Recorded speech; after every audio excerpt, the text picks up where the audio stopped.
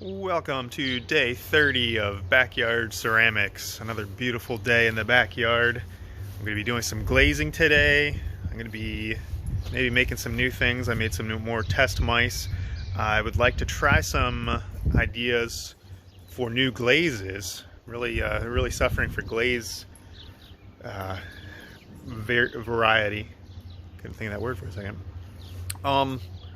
One thing that I thought of, being that I'm limited to whatever I have available to me in the backyard. There's Jack behind me. What's he doing? What are you doing, Jack? Exploring the fence. So I was thinking of one thing that I could do would be to make frit. And frit is essentially crushed up glass. And there's a couple of ways that I could do this. I'd want as finely powdered as possible. If I used chunks of glass, I could melt those onto the clay, and there are potters who do that. The risk is that the fit between the glass and the clay, as they're expanding and contracting in the heat of the kiln, if there's not a perfect fit between those, you get tiny cracks in the glass, and that could actually be potentially dangerous. There are ways to do it, some better than others, but as a rule, I tend to maybe steer clear of that. But so if it's powdered very, very finely, like baby powder or flour, then you get a thinner layer, and then if there is crazing in the glaze, those tiny cracks, it's less dangerous because you're not going to have splinters of glass kind of flaking off of it. So there are two different ways that I thought of. Yeah, two different ways that I thought of that would potentially work. One would be thermally. So what I would do would be I'd find a way to melt the glass and then drip it into a bucket of water, and then as the molten glass cools rapidly, it would shock it. Basically, the thermal shock would cause it to shatter. The other method would just be mechanical, finding some way of crushing or grinding it. Problem is, I don't have my glass torch here. My glass torches are all at school, so I'd have to find another way of melting little droplets of glass. Now I do have glass here. I have these glass rods that I use for lamp work, and I also have just a variety of, I'm not going to try to move that right now, it's in a bucket, a variety of different colors of glass bottles that I could use. So the other method would be mechanically, just crushing or grinding it. So I might try some of those. Problem with that is any dust that I'd be creating with this would be very, very harmful to breathe. Now, obviously, I'd be doing this outdoors, so it would be well ventilated. I'd probably try to do this on a breezy day. But I don't have a N95 mask. Obviously, there's a shortage of those right now. And that's potentially dangerous. So I'm going to try to find a way of doing it. But if I don't get to do it in this series, that may be something I do later on in years to come when I have more access to more of my equipment and stuff. I've rambled quite a bit, so let me just go ahead and use the glazes that I have, the borax and the baking soda. I like the borax one better, so I may just do only those today, and I'm going to glaze my let me flip the camera. So there's my borax and my baking soda glaze. The baking soda glaze has been kind of like crystallizing on. You can see all this white powder on it, and I'm not sure what is going on with that. So I might not use that until I figure that out. It's got that kind of crystal bloom on it, like the salts are recrystallizing. I don't know if that's from humidity or what, but it shouldn't be doing that if the glaze was properly melted and cured on there. So I might not use that glaze until I figure that out. So I'm going to use the borax glaze because it is just the same as it was on the day that I fired it. The other thing is that this, whoops, this I ended up leaving the cap, you know, not tightened on there because it kept filling up with gas, and I was afraid it was going to explode. I have a tendency to explode things by accident. I want to avoid doing that, especially right next to the window. All right, so I'm going to do, where are they? I'm going to do these two with the borax glaze.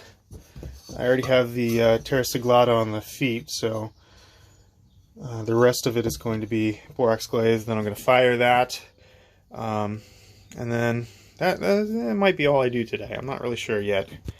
I've already talked way too long, so let me just go ahead and get to work.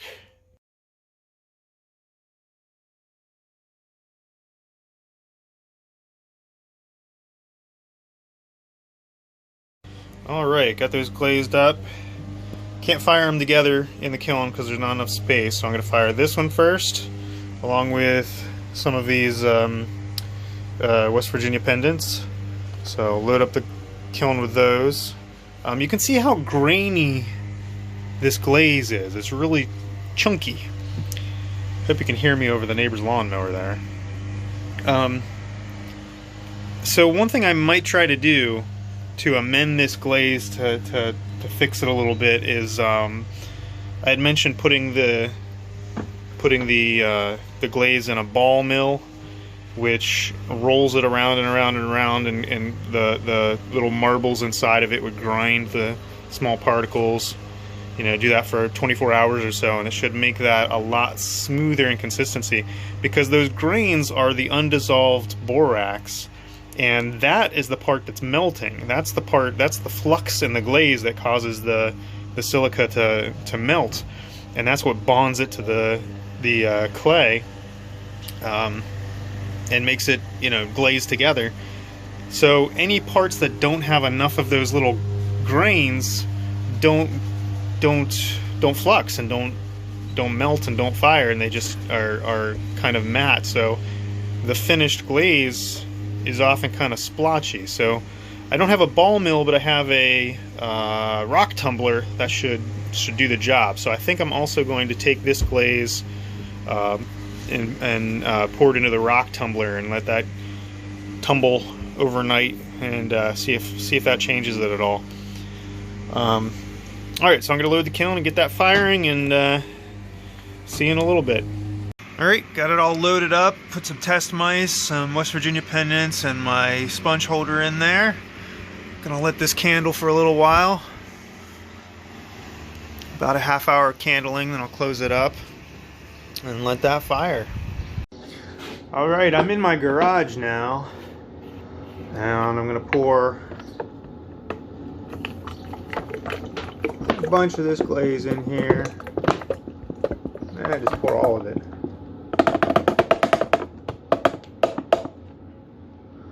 And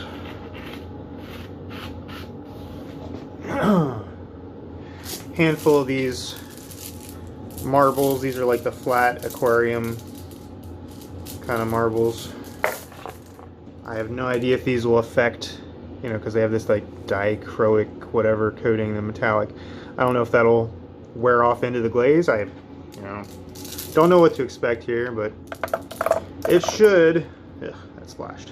It should grind up the borax particles and make it a lot more consistent, help it melt evenly, and that'll help it cover. Alright, make sure that is tight, and now I've got this noisy thing running for the next 24 hours or so. Oh boy! It's later now than it was earlier today, but it's still earlier than it will be later on. So I think it's time to unplug the kiln.